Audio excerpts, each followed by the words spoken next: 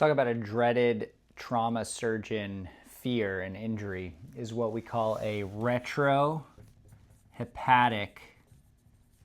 IVC injury. So we're talking back here. So there's a right and a left hepatic vein draining into the inferior vena cava. And then blood supply to the liver, you have your hepatic artery, your portal vein. So we can do this maneuver that we call a Pringle maneuver where we clamp the hepatoduodenal ligament. So what are the three structures in that?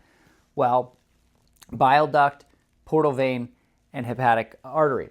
So in clamping that, theoretically you're stopping the inflow to the liver. However, this is again its own AAST class of liver injury, which is a class 5 or grade 5 liver injury, which is the retrohepatic IVC injury here. Because it's really, really challenging to get to this location and there's nothing to do. And there is this theoretical thing you can do called a quote shock shunt,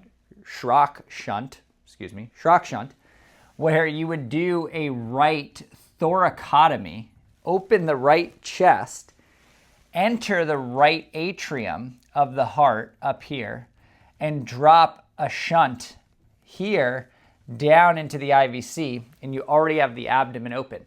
Again, theoretically talked about to take care of this, essentially zero chance of survival if it were to come to that. But again, this is a very, very feared injury as a trauma surgeon. Again, mine are subclavian, junctional hemorrhage, and then that is another scary one, a retrohepatic inferior vena cava injury.